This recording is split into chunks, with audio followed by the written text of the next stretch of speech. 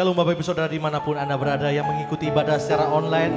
Sekali lagi pada minggu ini kita mau bersuka cita sebab Dia Allah yang layak untuk kita tinggikan. Perbuatannya besar bagi setiap kita. Mari yang percaya kita berikan tepuk tangan sorak-sorai yang paling meriah bagi Allah kita. Mari dengan segenap hati bersama-sama kita katakan, sebab Kau besar, perbuatanmu ajaib, tiada seperti Engkau.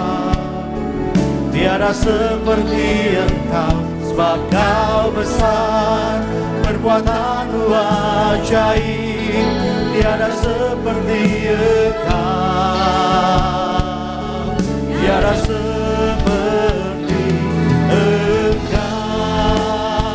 Mari dengan segenap hati bersama-sama kita katakan, sebab Kau besar, perbuatanmu ajaib, tiada seperti Engkau.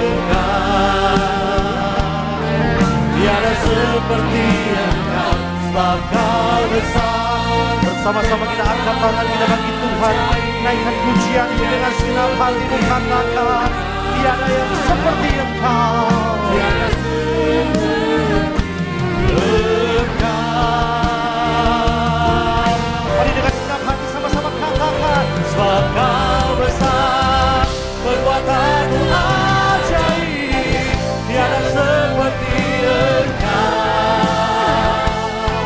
Tiada seperti Engkau, sebab Kau besar, perbuatanmu ajaib, tiada seperti Engkau. Tiada seperti Engkau. Tiada seperti Engkau. Sekali lagi katakan, tiada seperti Engkau.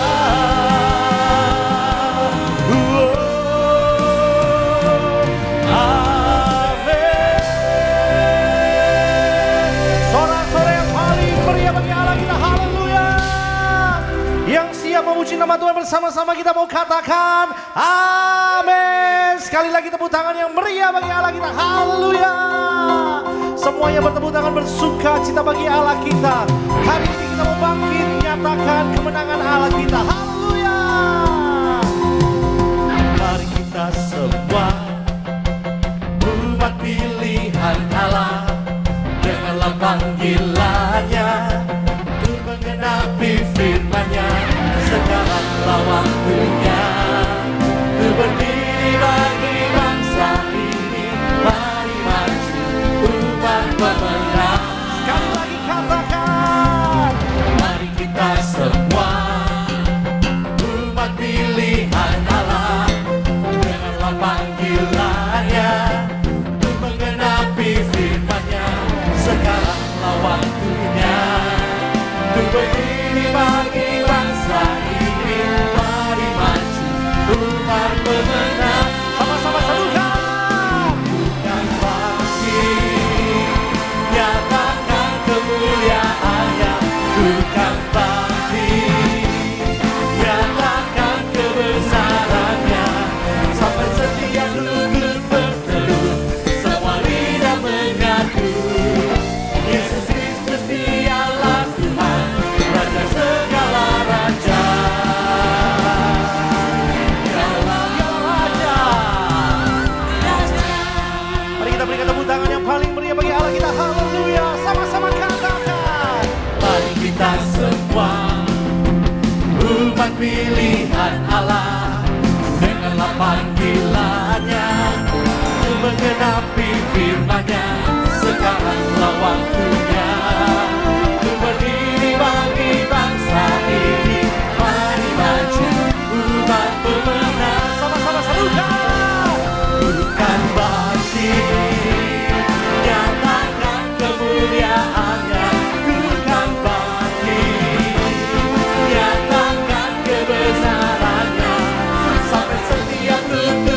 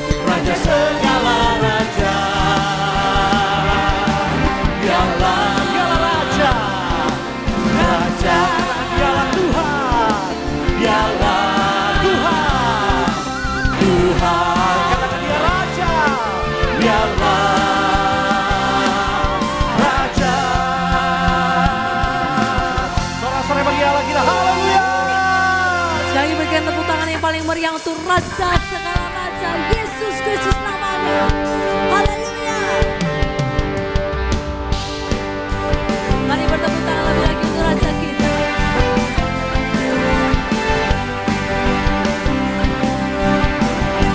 Setiap engkau yang percaya katakan, Ku diberi kuasa dari Raja mulia, menaklukkan musuh di bawah kakiku.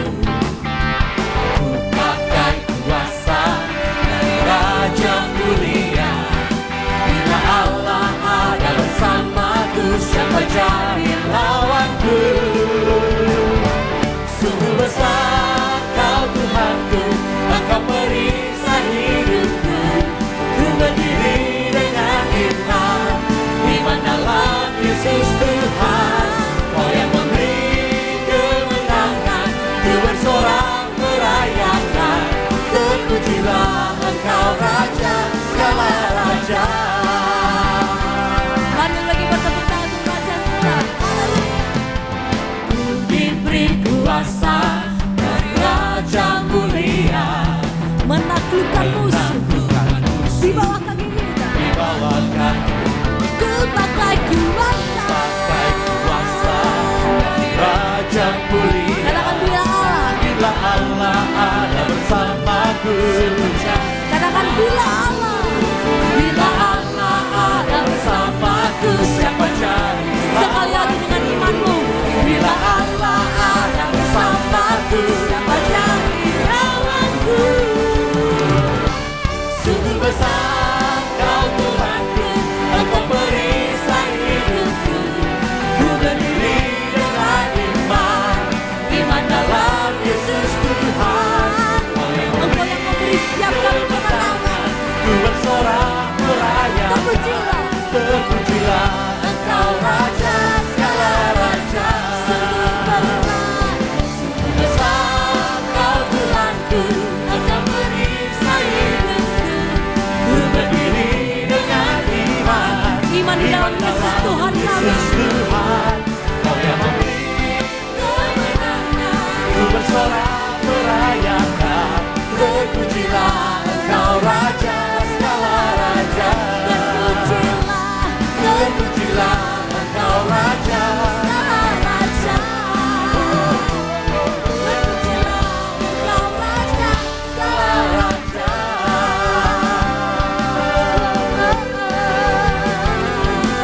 Terpujilah Engkau Raja segala Raja, Yesus Kristus namanya. Tepuk tangan yang terbaik buat Raja kita. Haleluya. Yang masih semangat memuji nama Tuhan, mari bersama-sama sekali lagi berikan tepuk tangan yang paling meriah bagi Allah kita. Haleluya! Semuanya bersorak-sorai bagi Allah kita. Mari datang ke hadapan Tuhan, bawa pujianmu, bawa penyembahanmu bagi Allah kita. Haleluya!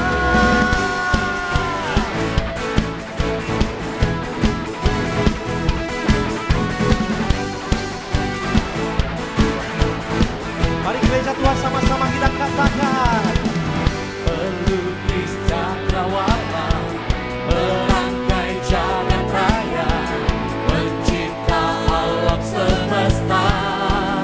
Katakan pemilik kehidupan. Pemilik kehidupan yang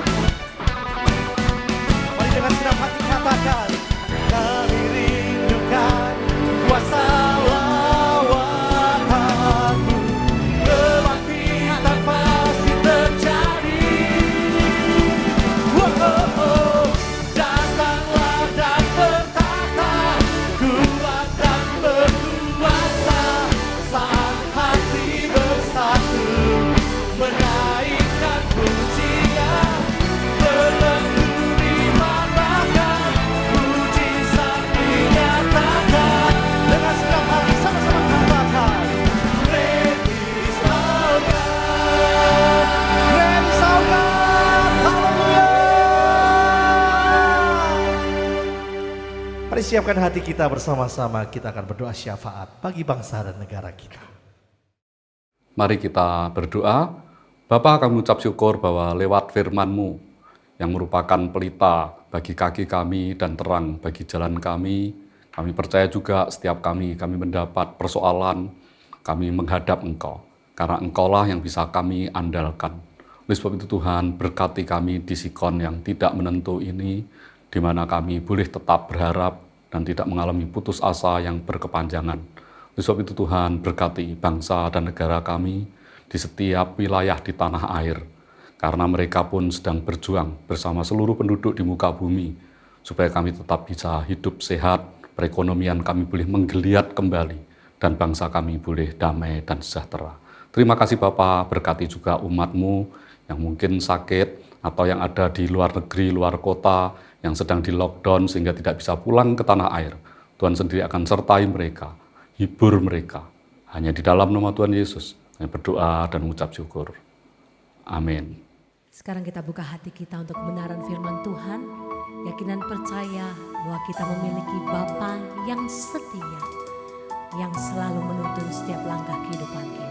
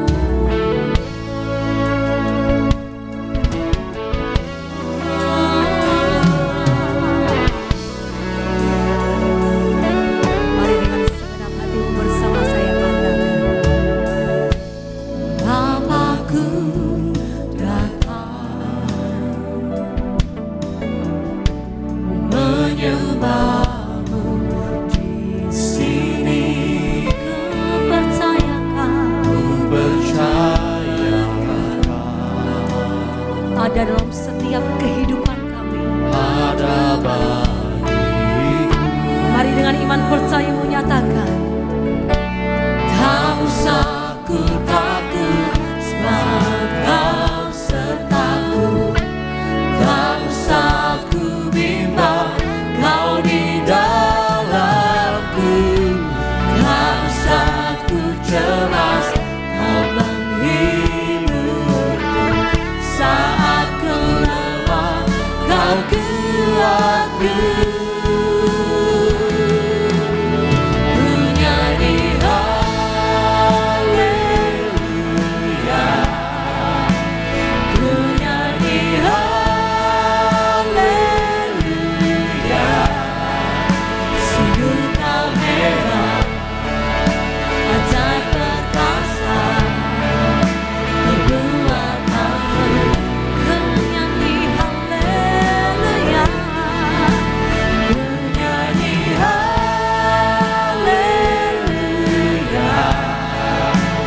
ku nyanyi haleluya.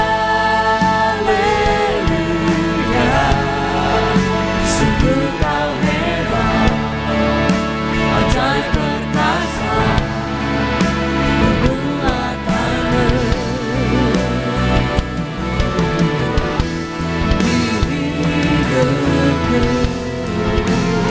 Mari bersama nyatakan, ku nyanyi haleluya, ku nyanyi haleluya. Sungguh Kau hebat, ajaib perkasa, perbuatanmu. Ku nyanyi haleluya, ku nyanyi haleluya.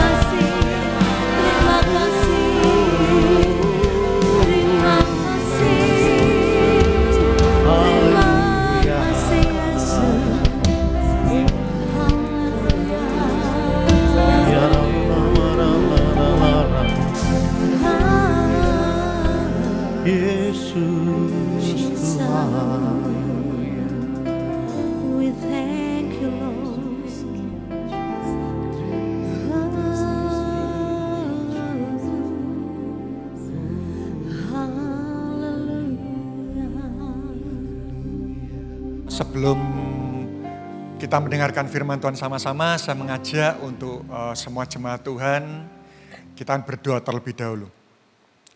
Bapak, terima kasih buat hari ini. Kami melihat betapa pemeliharaan-Mu itu sangat sempurna dalam kehidupan kami. Kami berdoa jika hari-hari ini kami harus melakukan ibadah secara online, kami percaya kuasa Roh-Mu itu bisa bekerja melintasi waktu dan ruang. Karena itu kami berdoa sungguh-sungguh agar Tuhan memakai semua peralatan elektronik yang akan kami gunakan sepanjang ibadah ini. Termasuk setiap para pendengar firman hari ini. Kami berdoa agar semua peralatan yang pernah Kau ciptakan di muka bumi ini dapat kami gunakan untuk mempermuliakan nama-Mu. Roh Kudus, biar firman-Mu hari ini kami sampaikan, hamba-Mu sampaikan, bukan karena berdasar kehebatan kata-kata, tetapi atas dasar sebuah keyakinan bahwa kuasa Roh Kudus pasti bisa bekerja di balik setiap kata-kata firman yang akan Kau sampaikan. Terima kasih, hanya di dalam nama Tuhan Yesus Kristus, dan kita sama-sama berkata, amin. Oke, shalom Bapak Ibu semua. Hari-hari ini semua gereja sedang melakukan ibadah online.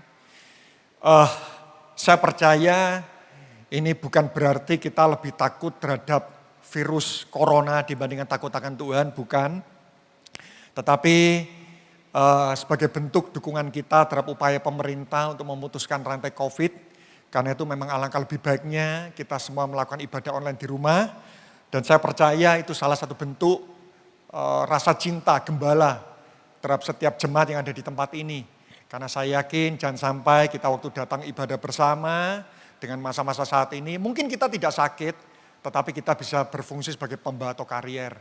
Tetapi saya percaya sekali lagi, Roh Kudus juga bisa bekerja di kamar Anda pribadi, dimanapun Anda mendengarkan firman. Nah, bulan ini saya mendengar bahwa Gereja Happy Family Center ini mengangkat sebuah tema Power to Grow, kekuatan untuk bertumbuh. Dan secara khusus minggu ini saya akan mengangkat judul khotbah saya adalah menaklukkan roh ketakutan. Karena saya mengamati di masa-masa saat ini, salah satu penghalang seseorang tidak bisa bertumbuh imannya, itu adalah ketakutan. Saya mengajak kita membaca 2 Timotius pasal 3 ayat yang pertama sebagai ayat pembuka saya saat ini. 2 Timotius pasal 3 ayat yang pertama. Saya percaya ini adalah ayat yang sering kali saudara baca, tapi izinkan saya mengingatkan kembali lagi hari ini. Firman Tuhan mengatakan, ketahuilah bahwa pada hari-hari terakhir akan datang masa yang sukar. Ya. Di dalam terjemahan aslinya, ternyata dikatakan akan datang masa yang sangat sukar. Bukan masa sukar saja, tapi masa yang sangat sukar. Atau dikatakan masa di mana kita sangat sulit untuk melakukan segala sesuatu. Nah, saya mau mengingatkan bahwa firman Tuhan sendiri sudah menubuatkan bahwa masa sukar itu pasti akan kita hadapi. Alkitab tidak pernah mengatakan bahwa orang belum percaya mengalami masa sukar, orang percaya tidak mengalami masa sukar. Oh tidak. Dikatakan bahwa semua orang akan mengalami masa sukar. Artinya, masa sukar itu bukan sesuatu hal yang bisa kita hindari. Masa sukar mau tidak mau kita harus menghadapinya.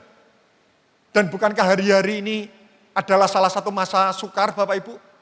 Ya, seseorang hari-hari mau beribadah saja mereka mengalami kesulitan. Butuh upaya, butuh konsistensi, butuh betul-betul komitmen untuk kita masing-masing kita mau disiplin melakukan ibadah online. Orang mau bekerja hari-hari ini karyawan mengalami kesulitan. Pengusaha mengalami kesulitan. Seseorang yang mau bersekolah aja mereka mengalami kesulitan. Ya. Bahkan jika ada Bapak Ibu yang sakit, pergi ke dokter saja saat ini cukup mengkhawatirkan. Beberapa waktu yang lalu anak saya ini sakit gigi Bapak Ibu. Hari-hari mencari dokter gigi buka itu tidak mudah. Ya. Jadi anak saya harus menahan sakit gigi itu kurang lebih sekitar 1 minggu. Masa dulu waktu masa kerusuhan, kita mengalami kesulitan, kita bisa lari ke luar negeri. Tapi saat ini, tidak bisa. Karena itu kenapa saya mengatakan, masa sukar itu tidak bisa kita hindari. Karena firman Tuhan mengatakan bahwa masa sukar itu pasti akan kita jalani. Tetapi percayalah, saya ingin mengingatkan di awal-awal ini. Manusia itu adalah makhluk hidup yang paling punya kemampuan beradaptasi. Manusia itu adalah satu-satunya makhluk hidup yang memiliki kemampuan daya juang yang paling hebat dibandingkan ciptaan Tuhan yang lain. Sekali lagi saya ulang Bapak Ibu, percayalah, manusia itu adalah satu-satunya makhluk hidup yang Tuhan ciptakan, yang memiliki kemampuan daya juang yang paling hebat dibandingkan makhluk hidup yang lain. Jika tumbuhan saja dalam upaya mencari sumber air, dia terus menerobos, jika dia menemukan tanah keras, dia terus berjuang, itu tumbuhan. Hewan saja yang tidak memiliki akal budi, dia hanya memiliki insting dan perasaan. Waktu dia berada di sebuah medan yang sangat susah, dia memiliki jiwa survival yang sangat kuat. Percayalah, kita serupa seperti Kristus. Dan bukankah Kristus itu ada teladan yang hebat dalam hal memberikan contoh kemampuan daya juang? Karena itu saya percaya buat Bapak Ibu yang mendengarkan firman Tuhan hari ini. Percayalah, kita adalah manusia yang Tuhan ciptakan memiliki kemampuan daya juang yang paling hebat. Apalagi kita sebagai orang yang percaya kepada Tuhan. Saya ingin mengingatkan, salah satu faktor pembeda antara orang percaya dan orang belum percaya itu adalah keyakinan kita dalam menjalani masa depan. Saya ulang lagi, salah satu perbedaan antara orang percaya dan orang belum percaya itu adalah optimisme kita dalam menghadapi masa depan. Percayalah, kita akan melalui semua masa-masa sulit ini dengan baik. Nah, hari ini, sekali lagi, saya ingin menyampaikan bagaimana caranya kita menghadapi ketakutan. Karena saya mengamati bahwa hari-hari ini ada sebuah virus yang menyebar, memiliki daya sebar yang lebih cepat dibandingkan virus corona, yaitu virus ketakutan. Bagaimana cara menghadapi ketakutan? Mari kita lihat 2 Timotius pasal yang pertama ayat yang ke-7. Ya. Bagaimana cara kita menghadapi ketakutan? Saya berdoa setelah Bapak Ibu mendengarkan firman Tuhan hari ini, tidak ada sedikit pun roh ketakutan yang kita izinkan hinggap dalam kehidupan kita. 2 Timotius pasal yang pertama ayat yang ke-7. Ya. Dikatakan di sana, sebab Allah memberikan kepada kita bukan roh ketakutan, melainkan roh yang membangkitkan kekuatan, kasih, dan ketertiban. Ya, saya percaya Bapak Ibu bisa mendapatkan dari banyak buku-buku motivator bagaimana cara kita menaklukkan ketakutan. Tetapi saya coba merenungkan, saya mencari apa ya intisari dalam menghadapi ketakutan. Dan ternyata sampai satu titik di dalam perenungan pribadi saya menemukan ayat ini. Karena itu hari ini saya akan tunjukkan, sekali lagi Bapak Ibu boleh menggunakan segala macam cara dalam menghadapi ketakutan. Tetapi hari ini saya akan tunjukkan, ternyata Tuhan tahu bahwa manusia itu seringkali susah kita ini menang. Ya, kita ini lepas dari ketakutan. Karena itu kenapa ternyata saya menemukan ada 3 fasilitas yang secara khusus Tuhan berikan kepada orang percaya. Jadi hari ini 3 fasilitas ini tidak Tuhan berikan kepada orang belum percaya. Jadi kita sebagai orang percaya, saya mengajak kita gunakan fasilitas ini. Karena sekali lagi 3 fasilitas ini ternyata secara khusus Tuhan berikan itu kepada orang percaya. Dan itu ternyata sudah ada dalam kehidupan kita. Jika Bapak Ibu mau menggunakan teknik-teknik yang lain, oke, tidak ada masalah. Tetapi saya ingin menunjukkan bahwa ini adalah 3 cara Tuhan. Dan percayalah cara Tuhan itu pasti benar. Ya, dikatakan di sana sekali lagi, sebab Allah memberikan kepada kita bukan roh ketakutan. Nah, saya akan jelaskan dulu apa itu roh ketakutan. Cara kerja iman dan takut itu sama. Ya. Ternyata ketakutan itu juga salah satu bentuk iman, Bapak Ibu. Iman itu kita percaya pada sesuatu hal yang benar. Takut, kita percaya terhadap sesuatu hal yang salah. Ya. Jadi sekali lagi ketakutan dan iman ini cara kerjanya sama. Iman itu kita percaya pada hal yang benar, takut itu kita percaya pada sesuatu hal yang salah. Contoh, kenapa ada orang takut menghadapi masalah? Karena dia berpikir bahwa masalah itu mengerikan buat mereka. Kenapa ada orang takut terhadap kuasa gelap? Karena mereka percaya bahwa kuasa gelap itu jauh lebih hebat daripada dirinya. Kenapa ada orang takut terhadap kegelapan? Karena mereka berpikir bahwa di dalam gelap itu ada setan atau roh jahat, sementara di dalam terang itu tidak ada. Takut itu kita percaya pada sesuatu hal yang salah. Berarti jika hari-hari ini Bapak Ibu mengalami ketakutan, saya yakin ada sebuah kepercayaan-kepercayaan yang salah yang saat ini Bapak Ibu percayai. Dan bahayanya, kalau ketakutan ini terus-menerus kita izinkan ada dalam kehidupan kita, maka ketakutan ini akan menciptakan roh yang namanya roh ketakutan. Karena itu kenapa roh ketakutan itu tidak serta-merta itu tiba-tiba datang. Tidak. Roh ketakutan itu bermula dari ketakutan-ketakutan yang kita biarkan terjadi dalam kehidupan kita. Dan sekali lagi firman Tuhan mengatakan, Allah memberikan kepada kita bukan roh ketakutan. Berarti kalau kita masih memiliki ketakutan, pasti itu bukan pemberian dari Allah. Melainkan, perhatikan, roh yang membangkitkan kekuatan, kasih dan ketertiban. Saya akan bahas satu persatu tentang 3 fasilitas ini. Yang pertama, fasilitas yang Tuhan berikan dalam menaklukkan roh ketakutan adalah roh yang membangkitkan kekuatan. Ya. Dikatakan di sana, Tuhan memberikan kepada kita roh yang membangkitkan kekuatan. Nah, ternyata kalau Bapak Ibu lihat di versi King James, roh yang membangkitkan kekuatan, versi King James-nya mengatakan power. Atau bahasa aslinya adalah dunamis. Ya. Dan kata-kata power itu ternyata juga pernah dituliskan dalam Kisah 1 ayat 8. Ya, saya akan menolong membaca sebentar.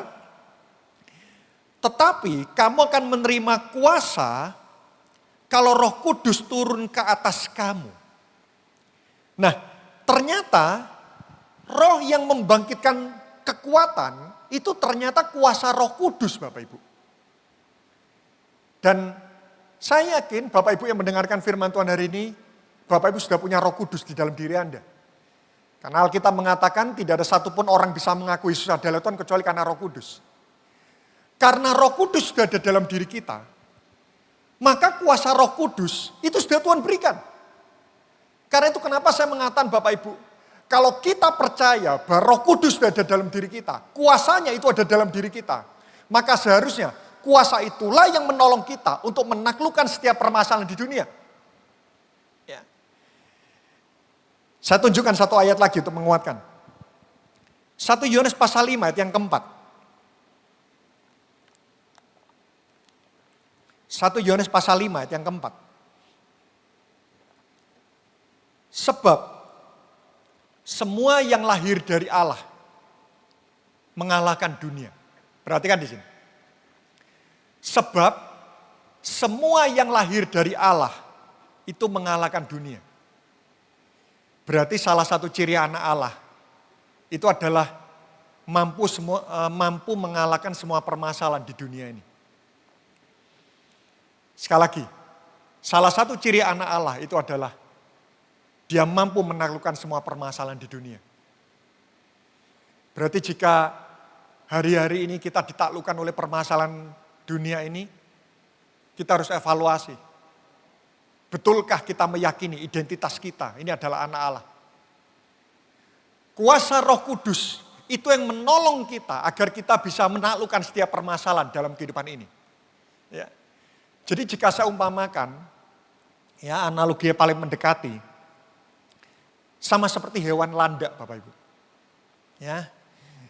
Bapak Ibu tahu landak ini adalah seekor hewan yang cukup lucu, ya.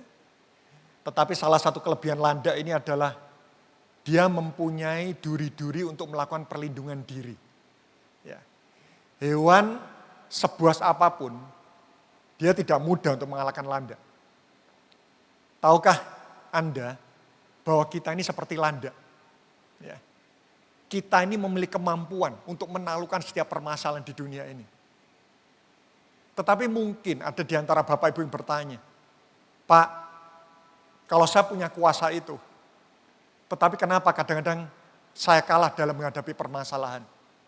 Ya. Sekali lagi saya ulang,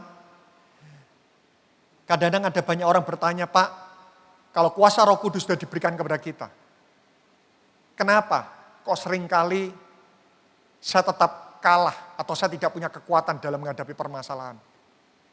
Nah, saya perlu jelaskan. Sekali lagi percayalah kuasa Roh Kudus sudah ada dalam diri kita. Tetapi bagaimana cara mengaktifkan kuasa itu yang perlu kita pelajari. Cara mengaktifkan kuasa Roh Allah yang ada dalam diri kita, itu adalah hadapi ketakutan Anda. Sekali lagi saya katakan, bagaimana cara mengaktifkan kuasa itu? Hadapi ketakutan Anda. Semakin kita lari dari permasalahan, sekali lagi saya ulang, semakin kita lari dari permasalahan, maka kuasa itu tidak akan pernah bermanifestasi dalam kehidupan kita. Salah satu cara mengaktifkan kuasa Roh Kudus ada dalam diri kita itu adalah hadapi ketakutan Anda. Hadapi ketakutan Anda. Dan saya yakin ada di antara Bapak Ibu yang memiliki pengalaman. Beberapa waktu yang lalu mungkin, Anda waktu menghadapi masalah, Anda berkata, mati aku tidak mungkin bisa menang. Tapi waktu Anda menjalaninya, buktinya sampai saat ini, Anda tetap sehat. Anda bisa menghadapi hal itu semuanya dengan baik. Karena itu kenapa saya mengatakan sekali lagi, Bapak Ibu percayalah, ciri anak Allah mampu mengalahkan permasalahan dunia. Aktifkan kuasa Roh Kudus yang ada dalam diri kita. Anda percaya Roh Allah itu lebih besar daripada roh yang ada dalam dunia ini? Tapi cara mengaktifkan kuasa itu adalah hadapi ketakutan Anda. Saya coba ingatkan kisah tentang Petrus berjalan di atas air. Ya. Kisah Petrus berjalan di atas air. Kita lihat sebentar Matius pasal 14 ayat 28 sampai 30. Ya. Saya berdoa hari-hari ini, bahkan saat ini waktu saudara mendengarkan firman ini, ada sebuah ketakutan yang melanda Anda, hadapi ketakutan Anda. Waktu Anda menghadapi, maka kuasa itu bisa bekerja. Matius pasal 14 ayat 28 sampai 30. Ini kisah Petrus berjalan di atas air. Lalu Petrus berseru dan menjawab dia, Tuhan, apabila engkau itu, suruhlah aku datang kepadamu berjalan di atas air. 29, kata Yesus, datanglah. Maka Petrus turun dari perahu dan berjalan di atas air mendapatkan Yesus. Nah, ada banyak pengkhotbah menyimpulkan waktu Petrus berfokus kepada Yesus, maka Petrus bisa berjalan di atas air. Petrus akhirnya merasakan kuasa itu. Ayat 30. Tetapi ketika dirasanya tiupan angin, takutlah ia. Garis bawahi kata-kata takutlah ia. Dan mulai tenggelam lalu berteriak, Tuhan tolonglah aku. Nah, seringkali ada banyak hamba Tuhan mengartikan ayat 30. Sekali lagi, dikatakan seperti ini. Waktu Petrus fokus kepada Yesus, Petrus bisa berjalan di atas air. Tapi waktu Petrus berfokus kepada badai, Petrus tenggelam. Tidak salah tapi kurang tepat. Kalau Anda membaca ayat ini, yang membuat Petrus tenggelam, itu bukan badainya. Tapi dikatakan di sana, ketika dirasanya tiupan angin, takutlah ia. Dan akhirnya mulai tenggelam. Berarti yang membuat Petrus itu tenggelam, bukan badainya. tapi ketakutan dia. Yang sering kali membuat kita nih kalah dalam menghadapi permasalahan. Itu bukan masalahnya, tapi ketakutan kita dalam menghadapi masalah. Semakin kita lari dari permasalahan, ketakutan itu akan semakin menguasai kehidupan kita. Sekali lagi, bukan masalahnya yang membuat kita kalah, tapi ketakutan kita dalam menghadapi masalah itulah yang seringkali membuat kita kalah. Yang pertama, ya, bagaimana cara menaklukkan roh ketakutan? Ingat kuasanya. Yang kedua, fasilitas kedua, dikatakan kasih. Ya. Artinya kasih itu seperti ini. Renungkan cintanya dalam hidup kita. Renungkan kasihnya dalam hidup kita. Jika kita takut, berarti sebetulnya kita ini sedang meyakini Tuhan kehilangan kontrol atas kehidupan kita. Jika kita takut, itu artinya kita meyakini bahwa Tuhan lagi kehilangan kemampuan dalam menolong kehidupan kita. Ingat cintanya dalam kehidupan kita. Jika ada di tempat ini, saudara mendengarkan firman, mungkin saudara baru mengenal Tuhan, dan saudara ingin tahu seberapa besar sih cinta Tuhan kepada kita, saya akan tunjukkan seberapa besar derajat cinta Tuhan kepada kita. Roma 8 ayat 32. Anda mengalami ketakutan, renungkan ayat ini. Roma 8 ayat 32. Ia yang tidak menyayangkan anaknya sendiri, tetapi yang menyerahkannya bagi kita semua, bagaimanakah mungkin ia tidak mengaruniakan segala sesuatu kepada kita bersama-sama dengan dia? Sekali lagi, ia yang tidak menyayangkan anaknya sendiri, tetapi yang menyerahkannya bagi kita semua, bagaimana mungkin ia tidak mengaruniakan segala sesuatu kepada kita? Jika Allah saja sudah menyerahkan darahnya buat kita, lalu apa lagi yang perlu kita takutkan? Orang yang takut berarti dia sedang meragukan kualitas darah Yesus. Karena dia berpikir bahwa permasalahan itu lebih berkualitas bobotnya dibandingkan darah Yesus. Orang yang takut itu menganggap bahwa darah Yesus itu lebih lemah, lebih rendah kekuatannya dibandingkan permasalahan. Tapi kalau kita meyakini bahwa darah Yesus itu lebih mahal daripada semua kebutuhan kita, harusnya kita tidak perlu takut dalam kehidupan ini. Ya. Sekali lagi, ketakutan itu adalah bentuk penghinaan kita terhadap kualitas darah Yesus. Jika Anda memiliki anak itu setakut apapun, tapi pada waktu orang tuanya itu ada dan memeluk, ketakutan anak itu pasti sirna loh. Berarti jangan-jangan kalau hari-hari kita mengalami ketakutan, kita sudah tidak ada lagi di dalam pelukan Allah Bapa. Yakinlah, semua yang kita alami tetap ada dalam kendali dan kontrol Tuhan. Mungkin beberapa saudara pernah mendengar, sekitar bulan November lalu waktu istri saya kena tumor otak. Apa sih yang membuat saya sama istri saya tetap tenang waktu menghadapi hal tersebut? Saya cuma merenungkan cintanya dalam kehidupan kami sekeluarga. Semakin saya merenungkan permasalahan, iman kami semakin mengalami kemerosotan. Tapi semakin kami mengingat betapa besar cinta Tuhan kepada keluarga kami, itu yang membuat iman kami bangkit.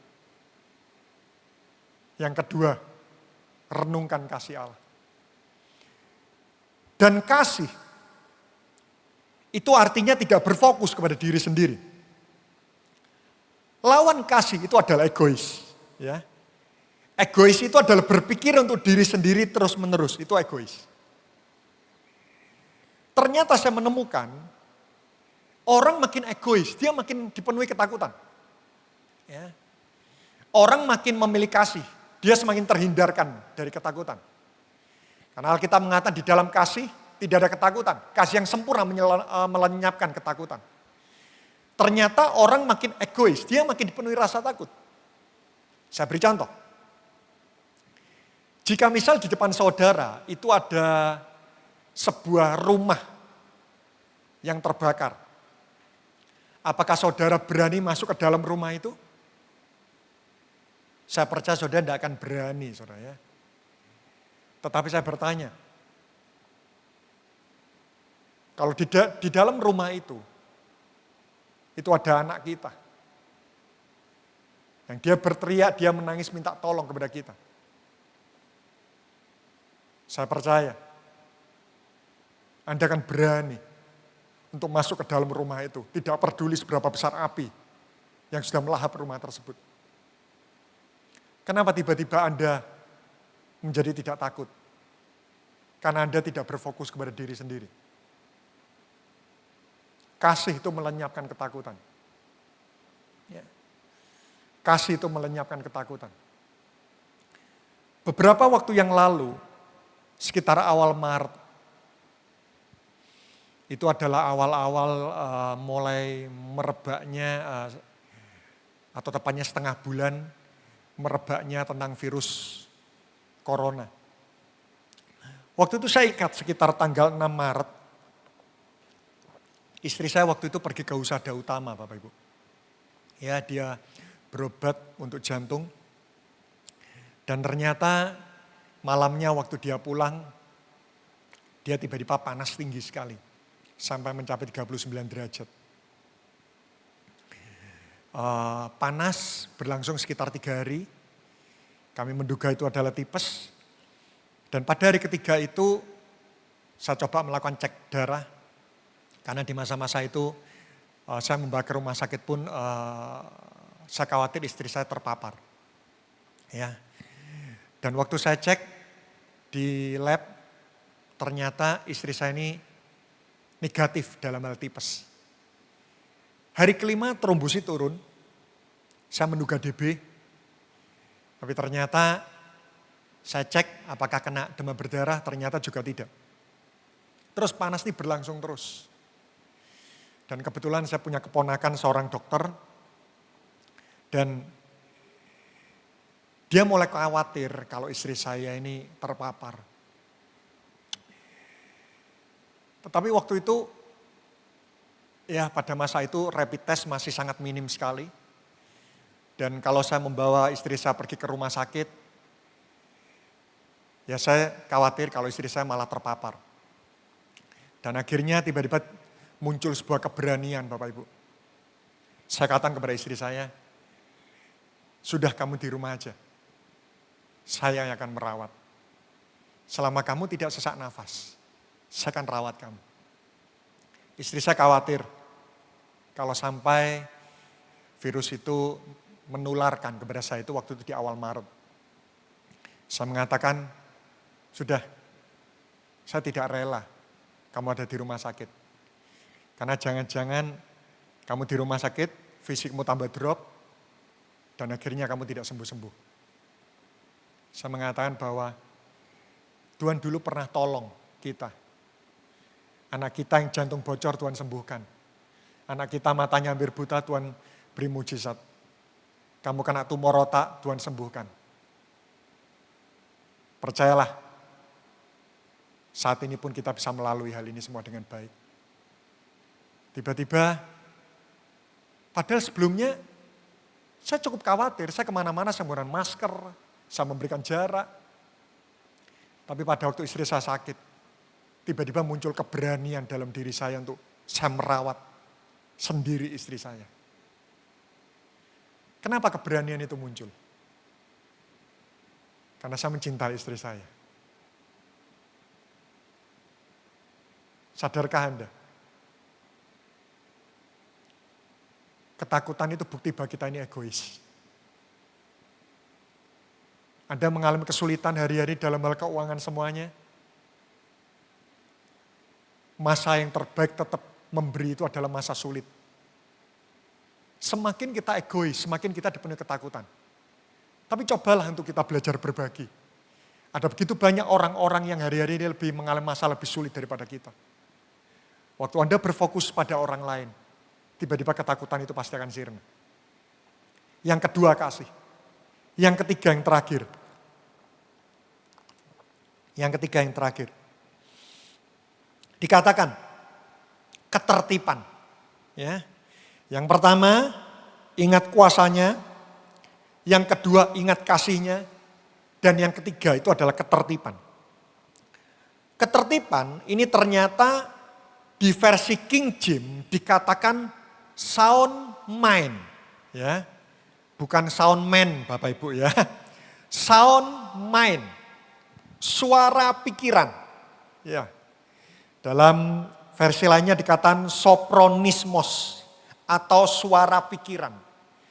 Nah, saya merenungkan, seringkali membuat kita takut, itu karena pikiran kita ini tidak tertib Bapak Ibu. Ya.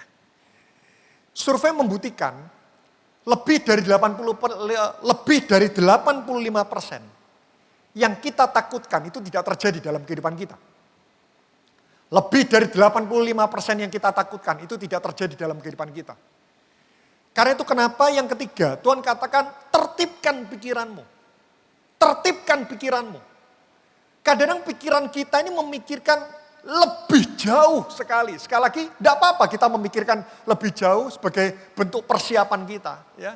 Hari-hari ini semua menggunakan masker, cuci tangan, ya. Kita lakukan itu bukan karena kita ketakutan, tapi itu adalah salah satu bentuk kita prepare, persiapan diri. Sekali lagi memikirkan jauh sebagai bentuk persiapan, itu tidak salah. Tetapi kalau kita memikirkan sangat jauh dan itu menimbulkan rasa takut, mungkin ada yang salah dari sesuatu yang kita yakini. Tertibkan pikiran kita. Nah, bagaimana cara mentertibkan pikiran? Filipi pasal 4 ayat ke-8. Ya, Filipi pasal 4 ayat ke-8.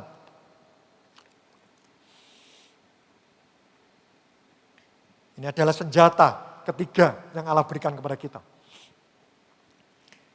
Jadi akhirnya saudara-saudara, semua yang benar, semua yang mulia, semua yang adil, semua yang suci, semua yang manis, semua yang sedap didengar, semua yang disebut kebajikan dan patut dipuji, pikirkanlah semuanya itu. Ya. Apa? Semua yang benar, semua yang mulia, semua yang adil, semua yang suci, semua yang manis, semua yang sedap didengar. Itu apa? Bukankah itu adalah firman Tuhan? Dikatakan di sana pikirkanlah semuanya itu. Artinya yang ketiga, renungkan firman Tuhan. Renungkan kebenaran Tuhan. Salah satu definisi merenung yang saya suka ini adalah merenung itu membuat firman Tuhan menjadi gaya hidup refleks dalam kehidupan kita. Jadi salah satu ciri perenung firman itu seperti ini. Dia menjadikan firman Tuhan itu sebagai gaya hidup refleks dalam kehidupan dia. Saudara bisa bayangkan kalau firman Tuhan itu jadinya refleks. Orang menyakiti, refleks kita mengampuni. Orang menipu, refleks kita itu memberkati. Bisa bayangkan kalau firman Tuhan jadi refleks. Merenung itu menjadikan firman itu sampai menjadi gaya hidup refleks dalam kehidupan kita. Bagaimana caranya membuat firman itu menjadi gaya hidup refleks dalam kehidupan kita? Cara membuat segala sesuatu menjadi refleks itu adalah melalui cara pengulangan terus-menerus. Karena itu kenapa Alkitab mengatakan merenung, bukan baca. Firman Tuhan tidak pernah mengatakan kita membaca firman, tapi renungkan firman. Merenung itu memikirkan berulang-ulang. Merenung itu memikirkan terus-menerus seperti kita memikirkan masalah. Sesuatu yang berulang-ulang dipikirkan itu akan tertanam dalam alam bawah sadar, otak bawah sadar. Dan segala sesuatu yang ada dalam otak bawah sadar itu menjadi gaya hidup refleks dalam kehidupan kita. Segala sesuatu yang diulang itu akhirnya menjadi refleks. Saya beri contoh. Apakah ada saudara yang mendengarkan firman Tuhan hari ini, waktu saudara mandi, saudara menulis peraturan mandi. Ya, misal di kamar mandi. Misal, 1, tutup pintu. 2, buka baju. 3, ambil sabun. Saya percaya tidak akan ada di antara kita melakukan seperti itu. Dan anehnya, meskipun tidak ada urutan, tidak pernah saya menemukan ada orang yang waktu masuk kamar mandi, dia tiba-tiba diambil gayung, dia siramkan gayung itu ke badannya, lalu tiba-tiba dia mengatakan, loh aku lupa, aku belum lepas pakaian. Ya, tidak ada. Kita ini refleks, ya, kita ini refleks. Pada waktu kita masuk kamar mandi, tiba-tiba refleks kita itu, kita bisa lepas baju, kita bisa melakukan itu semuanya, Bapak Ibu. Kita bisa melakukan itu semua. Ada orang mengatakan, mereka melakukan tanpa berpikir. Oh enggak. Saya yakin itu tetap berpikir. Semua apa yang kita kerjakan dalam hidup ini, itu semua tindakan kita, itu pasti bermula dari pola pikir. Tetapi kenapa kita bisa melakukan tanpa kita betul-betul harus memikirkan? Itu otak bawah sadar. Karena itu kenapa saya mengatakan, segala sesuatu yang diulang itu menjadi gaya hidup refleks. Karena itu kenapa ada orang bertanya seperti ini. Kenapa orang itu pintar berkhotbah tapi hidupnya tidak berubah? Dia cuma ahli membuat materi khotbah, tapi dia bukan ahli dalam hal merenungkan firman. Perenunganmu akan menentukan perbuatanmu. Apa yang kita renungkan, itu menjadi perbuatan kita. Apa yang kita renungkan terus-menerus, itu akan menjadi gaya hidup refleks dalam kehidupan kita. Dan hebatnya firman Tuhan itu adalah selalu bisa membuat kita melihat adanya hal baik di tengah-tengah kondisi yang serba tidak baik. Ya. Sekali lagi saya ulang, kehebatan firman itu seperti ini. Selalu membuat kita bisa melihat hal baik di tengah-tengah kondisi yang serba tidak baik. Karena itu kenapa kalau Anda adalah orang yang ahli dalam hal merenungkan firman, percayalah, di tengah-tengah kondisi yang serba tidak baik pun, engkau akan bisa melihat ada sesuatu hal yang baik. Suatu ketika,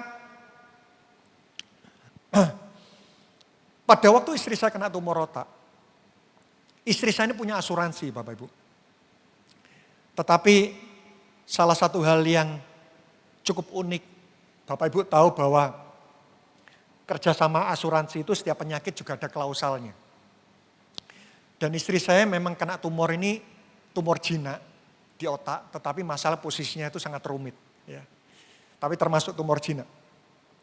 Dan waktu saya membaca klausal di dalam asuransi tersebut, ternyata ada satu jenis tumor, itu yang tidak di backup oleh asuransi tersebut. Dan ternyata jenis tumor itu adalah jenis tumor yang dimiliki istri saya. Ya. Dan waktu itu sempat teman-teman seiman mengatakan, Ton, sayang ya kamu punya asuransi kok tidak terpakai, sayang. Tetapi saya tidak tahu pada saat itu, salah satu klausal yang tidak terbackup itu adalah tumor jinak. Ya. Tapi waktu saya membaca hal itu, semua orang-orang mengatakan, sayang kamu punya asuransi, tapi kamu tidak bisa memakai. Tapi tiba-tiba saya mendapatkan sebuah sisi pandang yang lain. Kalau seandainya istri saya betul-betul kena tumor jenis itu, saya beruntung. Kenapa? Karena jinak. Daripada saya mendapatkan uang backup asuransi, tapi istri saya kena tumor ganas. Waktu itu saya katakan kepada teman-teman, enggak apa-apa. Kalau betul-betul istri saya kena tumor jenis itu, berarti tumor istri saya adalah tumor jinak. Kenapa kami bisa melihat sisi pandang yang lain? Firman. Firman itu hebat. Anda sesulit apapun, kalau Anda merenungkan firman, Anda akan selalu bisa melihat ada sesuatu hal yang baik di tengah-tengah kondisi yang serba tidak baik. Yang ketiga adalah kebenaran. Karena itu kenapa saya simpulkan hari ini, bagaimana cara menaklukkan roh ketakutan. Pertama, ingat kuasanya. Kedua, ingat kasihnya. Yang ketiga, ingat kebenarannya. Saya ulang lagi, bagaimana caranya menaklukkan roh ketakutan? Yang pertama, ingat kuasanya. Yang kedua, ingat kasihnya. Yang ketiga, ingat kebenarannya. Kuasa, kasih, dan kebenaran. Dan bukankah 3 hal ini adalah 3 cara kita mengenal Tuhan? Kalau dalam bulan ini kita berbicara kekuatan untuk bertumbuh, bagaimana caranya bertumbuh dalam pengenalan? Bertumbuh dalam kuasanya, kasihnya, dan kebenarannya. Hilang satu, kita akan lemah. Contoh, kita kuat dalam hal kuasa, tapi lemah dalam hal kasih dan kebenaran. Tapi hebat dalam hal kuasa, jadinya apa? Dukun. Kita tumpang tangan atas orang-orang itu pasti sembuh, tapi kita lemah dalam hal kasih dan firman, jadinya dukun. Tapi kalau kita cuma kuat dalam hal kasih, lemah di kuasa dan lemah di kebenaran, jadinya geng. Salah benar orang kita bisa bela. Tapi kalau kita hanya kuat dalam hal kebenaran, kita bertumbuh dalam hal firman, tapi kita lemah dalam hal kuasa dan kasih. Jadinya apa? Ahli Taurat. Ahli Taurat mereka kuat kebenaran, tapi mereka lemah dalam hal kasih dan kuasa. Tiga-tiganya ini penting. Kalau kita lemah dalam hal kuasa, kita tidak bisa membuktikan Allah kita adalah Allah yang bekerja secara supranatural. Kita lemah dalam hal kasih, dunia tidak terpukau. Kita menjadi hamba Tuhan yang hebat tumpang tangan, hamba Tuhan yang hebat dalam hal firman, tapi lemah dalam hal kasih, mudah benci, mudah jengkel, minim kepedulian. Dunia tidak terpukau. Apa jadinya kalau kita lemah dalam hal kebenaran? Kita mudah disesatkan. Karena itu kenapa? Ingat, kuasa, kasih, kebenaran. Itu adalah 3 fasilitas agar kita bisa menaklukkan roh ketakutan. Saya berdoa, Bapak Ibu setelah mendengarkan firman Tuhan ini, sekali lagi saya katakan, ketakutan itu bentuk penghinaan kita terhadap kualitas darah Yesus. Ketakutan itu bentuk keyakinan kita bahwa Allah kehilangan kendali atas kehidupan kita. Saya berdoa, percayalah kita akan melalui semuanya dengan baik. Dan biarlah pada waktu semua masa sulit ini selesai, biar mata kita ini terkagum-kagum betapa hebatnya Tuhan memelihara kehidupan kita. Mari kita berdoa. Bapa, di dalam nama Yesus kami mengucap syukur buat setiap kebenaran firman-Mu. Kami berdoa jika ada di tempat ini setiap orang-orang percaya mendengarkan firman, hari-hari ini mereka diliputi roh ketakutan. Kami berdoa biar firman ini menguatkan kehidupan mereka. Bahwa ternyata waktu kami takut, sebenarnya kami sedang lupa akan kuasa, kasih, dan kebenaran-Mu. Karena itu kami berdoa, sungguh-sungguh, biarlah saat-saat ini justru hati kami ini berdegup kencang. Kami ingin melihat bagaimana cara Tuhan memelihara kehidupan kami. Kami percaya kami akan melalui semuanya dengan baik. Karena kami diciptakan serupa seperti Yesus. Sekali lagi karena kami meyakini, kami sebagai seorang manusia yang serupa seperti Kristus. Kami adalah makhluk hidup yang Tuhan ciptakan yang paling hebat memiliki kemampuan daya juang. Karena itu sungguh-sungguh mau berdoa, biarlah setiap ibadah online yang kami ikuti dari minggu ke minggu, itu tetap memberikan kesegaran buat manusia roh kami. Terima kasih Bapak, sempurnakan kebenaran firman-Mu, hanya di dalam nama Tuhan Yesus Kristus, dan kita semua sama-sama berkata, amin. Tuhan Yesus memberkati saudara semuanya.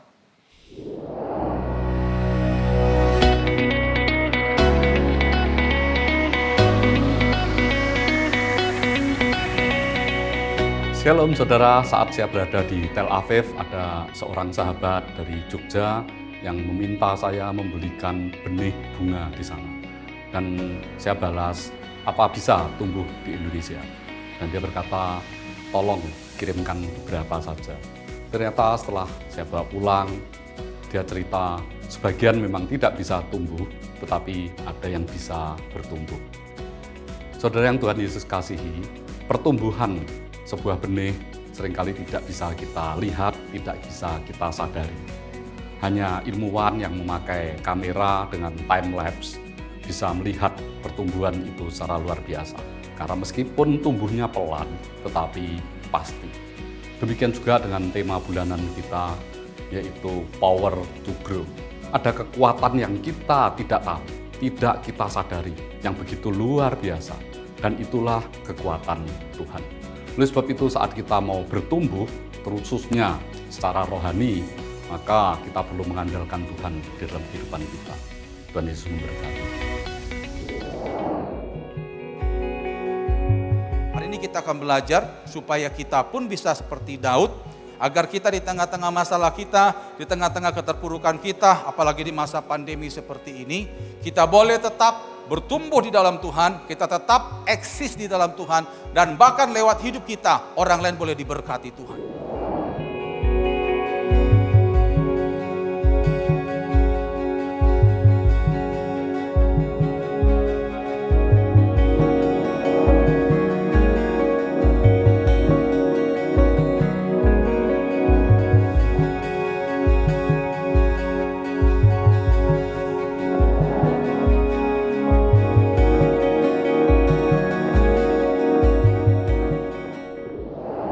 Kita akan mengakhiri ibadah online kita pada hari ini. Saya mengundang setiap kita boleh bangkit berdiri, arahkan hatimu pada Tuhan. Nyanyi pujian bagimu Tuhan, pujian bagimu Tuhan, namamu besar dan layak dipuji.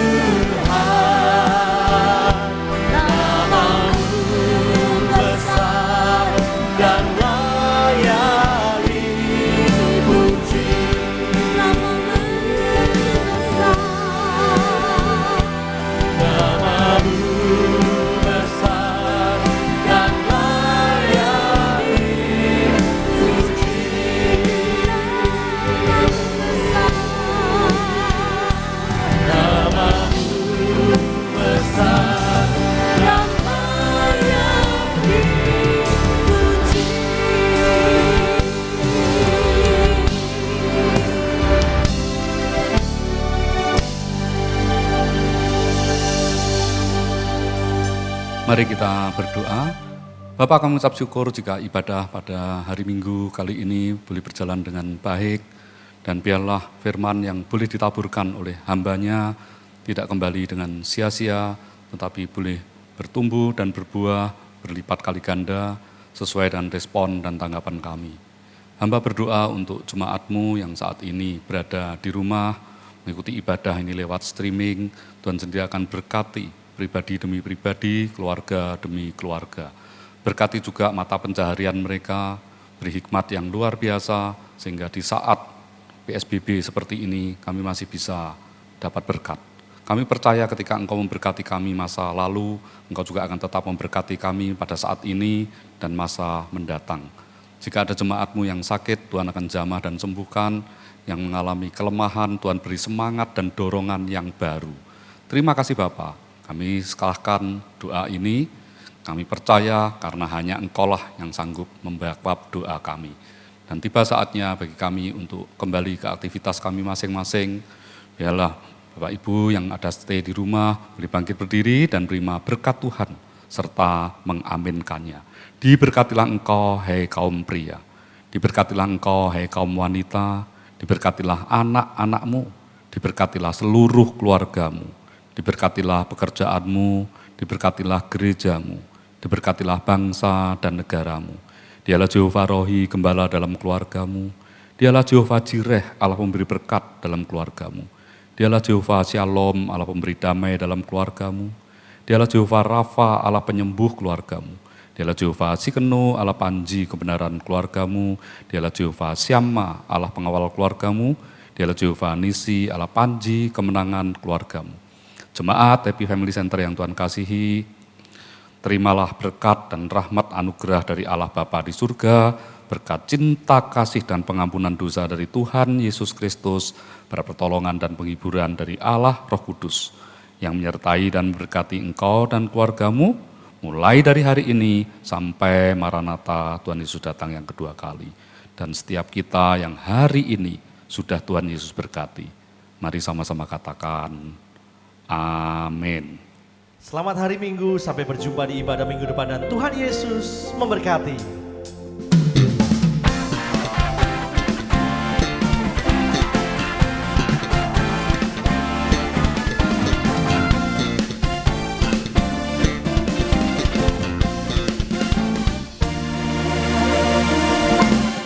Apa yang tak pernah dilihat mata, yang tak pernah didengar telinga, yang tak pernah timbul di dalam hati, semua disediakannya bagi yang mengasihi Dia. Mari sama-sama kita katakan, Allah